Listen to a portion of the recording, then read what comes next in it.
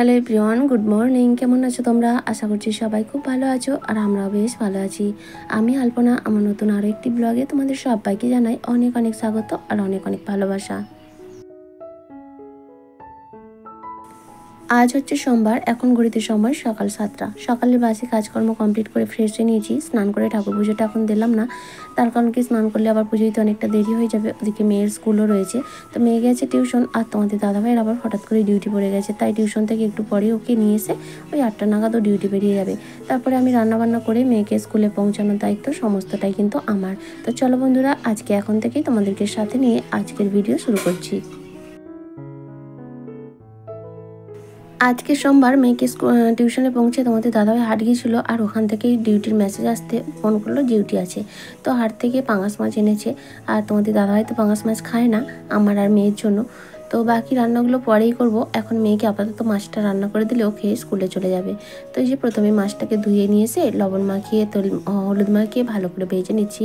আর পাঙাশ মাছ খেতে কিন্তু আমার আর মেয়ের ভীষণ পছন্দ। তোমাদের দাদাভাই আবার এর ছোঁয়াটাও খায় না, মানে এই কড়াতে আর রান্না করা যাবে না, আমাকে কড়া চেঞ্জ করে অন্যান্য মানে কড়া খুন্তি সমস্তটাই চেঞ্জ করে অন্য জায়গায় রান্না করতে হবে। তো সেই জন্য ভাবলাম ওইগুলো রান্নাগুলো পরে করব, এগুলো করে নিই। আসলে কি বলতো, একা হাতে সংসার করতে গেলে না একটি বুদ্ধি করেই করতে হয়, আর যদি বুদ্ধি করে সংসারের কাজগুলো করে নেওয়া যায় না, তাহলে একা সংসার করা খুব একটা কঠিন হয় না।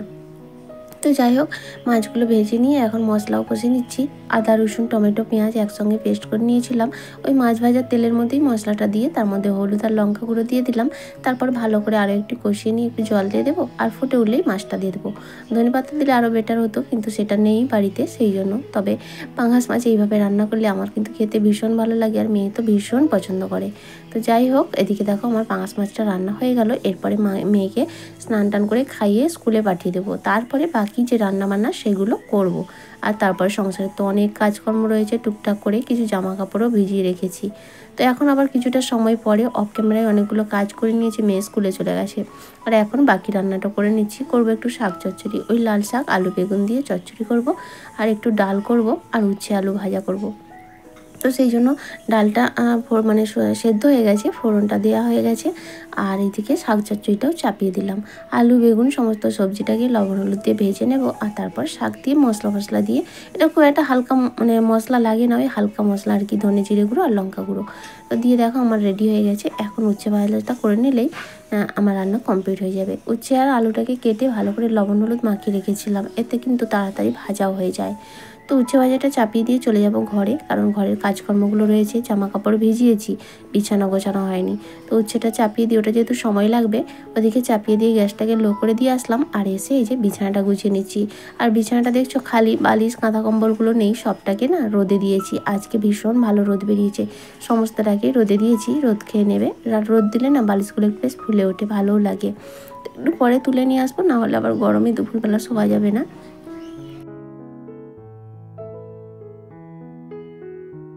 তাহলে চলো, বিছানাটা গোছাতে গোছাতে আমার প্রত্যেক দিনের মতো মিষ্টি দিদিভাই আর বন্ধুদের নামগুলো নিয়ে নিই, যারা এত সুন্দর সুন্দর কমেন্ট করে আমাকে মোটিভেট করে চলেছ।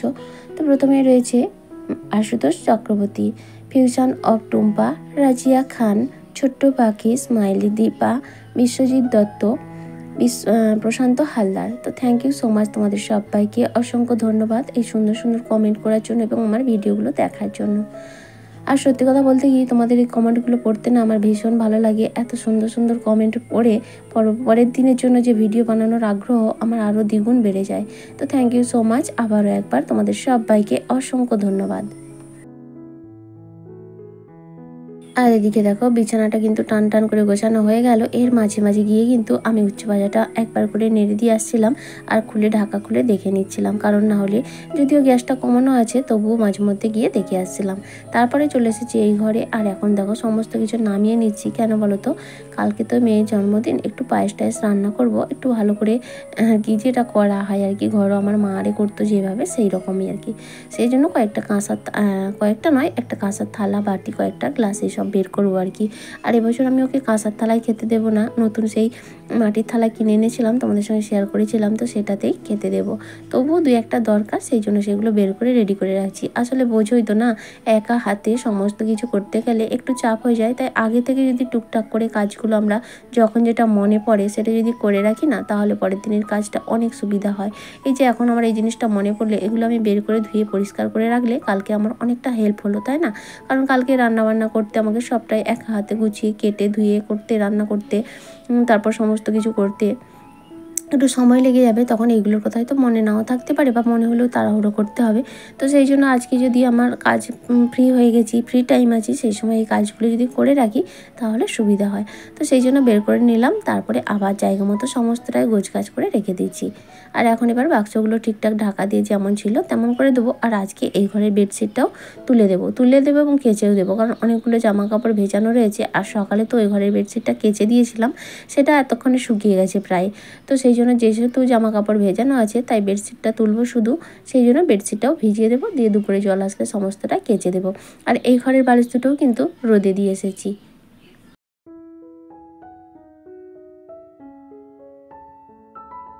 কয়েকটা অব্যবহৃত জিনিস বাইরে পড়েছিল, তাই ভাবলাম সেগুলোকে রেখে লাভ নেই, এই বাক্সের মধ্যে ঢোকানো থাক, তাহলে জিনিসটা গোছও থাকবে, নোংরাও কম হবে, যেহেতু প্রয়োজন হচ্ছে না। ওই দুটো ছাতা রয়েছে আর মেয়ের গানের ডায়েরি পুরনো একটা, তো সেই সমস্ত কিছু বাক্সের মধ্যে ঢুকিয়ে দিলাম, দিয়ে বাক্সটা আবারও জায়গা মতো রেখে দিলাম। এবার চলো বেডশিটটা তুলে তারপরে দেখি ওদিকে রান্নার খবর কি। বেডশিটটা তুলে একেবারে সার্ফ জলে ভিজিয়ে দেবো, এমনিতেই অনেক কিছু ভেজানো রয়েছে, তার মধ্যে ভিজিয়ে দেবো।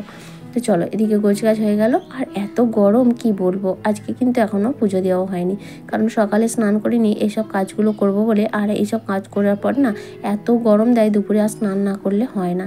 এমনিতেই তো 3বার করে হয়েই যাচ্ছে। বৃষ্টি যে কদিন চলছিল বেশ ঠান্ডা ছিল, আর বৃষ্টি বন্ধ হওয়া মানে বিভৎস গরম। তো এদিকে দেখো আমার ভাজাও কমপ্লিট হয়ে গেছে। ওদিকে রান্নাবান্না কমপ্লিট করে স্নান করে ঠাকুর পুজো দিয়ে কাচা ধোয়া সমস্তটা করে আর কিছু ভিডিও করছিলাম না, একটু রেস্ট নিয়েছিলাম। এখন বাজে বিকেল 4টে মতো। তো মেয়ে স্কুল থেকে আসার পর খাওয়া দাওয়া করে একটু রেস্ট নিয়েছিলাম, আমি ঘুমাইনি, ওরা কিন্তু বাবা মেয়ে এখন ঘুমাচ্ছে। তো এই ঘরে যে বেডশিটটা তুলেছিলাম, কেচে দিয়েছি, তো সেগুলো শুকিয়েও গেছে, কিন্তু এই ঘরে বেডশিট আর বেছানো হয়নি, তাই আর একটা কাঁচা বেডশিট নিয়ে আসলাম আর এখন সেটা বিছিয়ে দিচ্ছি। আসলে ঘরবাড়ি যাই হোক না কেন, বিছানাটা যদি সুন্দরভাবে থাকে, সুন্দর মানে আমি এটা বলতে চাইনি যে পালঙ্ক দরকার, খাট দরকার, একটা ভাঙা চৌকিও যদি থাকে, বিছানাটা সুন্দর টান টান করে বিছানা থাকবে আর একটা বেডশিট দেওয়া থাকবে উপরে, তাহলেই কিন্তু ভীষণ ভালো লাগে। আমার সত্যি কথা বলতে কি, আমার সেই ঘরের বিছানার থেকে এই ঘরের বিছানাটা আমার বেশি ভালো লাগে, মনে হয় কি শুয়ে থাকি। কারণ কি জানো তো, সেই ঘরের বিছানা তো সবসময় মেয়ে ওঠে, সবসময় টান টান থাকে না, সত্যি কথা বলতে কি। আর এই ঘরের বিছানাটা এই যে টান টান করে বিছিয়ে দিলাম, এইরকমই কিন্তু থাকে, তো দেখতে ভীষণ ভালো লাগে। আর আমার মনে হয় টান টান বিছানা যাদেরই দেখি তখনই মনে হয় একটু রেস্ট নিয়ে নিই ওখানে। তো যাই হোক, বিছানাটা বিছিয়ে দেখো বেডশিট দুটো শুকিয়ে গেছে, এখন ভাঁজ করে নেব, কারণ সাথে সাথে হাতের কাজটা যদি সঙ্গে সঙ্গেই করে নেওয়া যায় তাহলে কিন্তু খুব ভালো হয়। তো বাকি কয়েকটা জিনিস সেগুলো কিন্তু শোকায়নি, এখনও মেলে রেখেছি, আশা করছি আজকে আর শোকাবে না, কারণ এখন তো আর রোদ নেই। তো যা হবে হবে, তারপর রাতে ফ্যানের তলায় শুকাবে। এইভাবেও তবু যে ভালো, জামা কাপড়গুলো সব কেচে পরিষ্কার করে গুছিয়ে নিতে পারছি। আর এই বৃষ্টির সময় যে এমন জমা হয় না, একদম ভালো লাগে না। তো যাই হোক, চলো বেডশিট দুটো গুছিয়ে নিয়ে তোমাদের সঙ্গে আজকে কালকে যে মেহের লেহেঙ্গাটা নিয়েছিলাম সেটাই তোমাদের সঙ্গে শেয়ার করব। আর অবশ্যই বলো কিন্তু কেমন হয়েছে। আর কালকের ভিডিও দেখে হয়তো অনেকেই কমেন্ট করবে মেয়ের জন্মদিনে কাউকে ডাকিনি কি না। তো সত্যি কথা বলতে কি, কাউকেই ডাকিনি, মানে অনুষ্ঠান তো নয়, এমনি বাড়িতে ঘরোয়াভাবে যেটা করা হয়। আর আমার দুটো ননদ একেবারে বাড়ির সামনে আছে, তো সেই জন্যই তাদেরকেই ডাকি। আমার বাবাকে ডেকেছিলাম, তে আসতে পারবে না, আর ভাইকে ডাকিনি। কেন ডাকিনি, এটাই ওদের বিবাহবার্ষিকী, মানে ওদের 1 বছর কমপ্লিট হবে। আসলে মেয়ের জন্মদিনের দিনে ওদের বিয়ে হয়েছিল, মানে বাংলা শ্রাবণ মাসের 26 তারিখে। আর গত বছর ওদের জন্মদিনের পরের দিন আমার মেয়ের ওদের বিয়ের পরের দিন আমার মেয়ের জন্মদিন পালন করেছিলাম ওখানেই। কারণ কি, বাংলা আর ইংরাজির ডেটটা আলাদা ছিল, তো আমরা মেয়ের জন্মদিনটা ইংরাজির ডেটটাই ধরে করেছিলাম, মানে 12ই আগস্ট। আর ভাইয়ের বিয়ে হয়েছিল 26শে শ্রাবণ, মানে 11ই আগস্ট।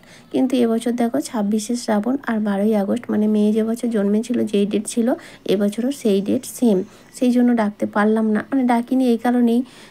কারণ কি, যতই হোক ওদের প্রথম বছর বিবাহবার্ষিকী, ওরা ওদের সময়টা নিজেদের মতো করে কাটাবে, সেখানে আমি ডাকাটা ঠিক ভালো মনে করলাম না আর কি। যেহেতু বাড়িতে অনুষ্ঠান নয়, অবশ্যই অনুষ্ঠান হলে ওসব ভাবতাম না, তখন ঠিকই ডাকতাম।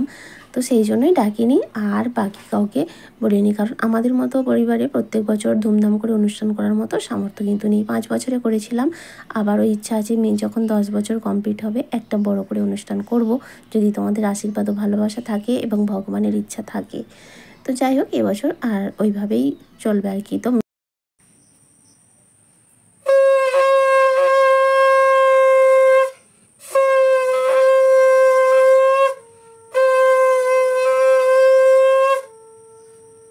এদিকে মেয়ে তো বায়না করছিল সবাইকে ডাকো, মামাদেরকে ডাকো, মাসিদেরকে ডাকো, মানে যত আত্মীয় স্বজন সবাইকে ডাকো। ও তো আর বোঝে না যে মানুষজন ডাকলে টাকা পয়সার দরকার আছে, একটা ব্যাপার আছে। তারপরে এই বর্ষার সময় সবথেকে বড় সমস্যা বৃষ্টির জন্য। এমনিতেই যে পাড়ার বাচ্চা কাচ্চাগুলোকে খাওয়াবো সেটা নিয়েও টেনশানে আছে, বৃষ্টি হলে খুব সমস্যা, বুঝতেই পারছো, মাটির ঘর তো, সেই কারণে কাদা চারদিকে, আর জল কাদার মধ্যে একটা কাজ করা ভীষণ কষ্টকর হয়।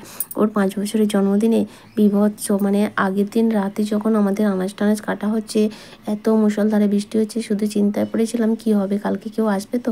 তো ভগবানের আশীর্বাদে পরের দিন সকাল থেকে কিন্তু রোদ বেরিয়ে গেছিলো, তবুও কাদায় কাদায় যেটা হয় আর কি। তো ও যা হোক মোটামুটি কেটেছিল ভালোই, কিন্তু সেই জন্য আর কি আর মেয়ে বায়না করছে। তো যাই হোক, ওকে অনেক বুঝিয়েছি যে 10 বছর বয়স যখন তোমার কমপ্লিট হবে তখন আবার করব। তো এই হচ্ছে লেহেঙ্গাটা মেয়ের। এটা হচ্ছে জাম কালার টাইপের, আর হচ্ছে জামা নেবো বলে গেছিলাম, কিন্তু এই জিনিসটা দেখে ভালো লাগলো, প্রথমবার দেখলাম। তো দেখো ব্যাক ক্যামেরায় তোমাদেরকে দেখিয়ে দিচ্ছি কেমন হয়েছে, অবশ্যই জানিও। আর এই উপরে ব্লাউজটা সেলাই করতে হবে, মানে ওর গায়ের সঙ্গে ফিটিংস করতে হবে। আর ফিটিংস না করলেও না ভালো লাগবে, কারণ কি ওপরে জ্যাকেটটা আছে তো। তবে একটাই দোষ, এই অভ্রগুলো আছে, সবসময় জামা পরলেই মোটামুটি অভ্র উড়ে যাচ্ছে। তো যাই হোক, দেখতে ভালো লাগছে, সবসময় তো আর পরবে না, কোথাও যেতে আসতে, বিয়ে বাড়ি বা পুজো অর্চনায়, তাই না?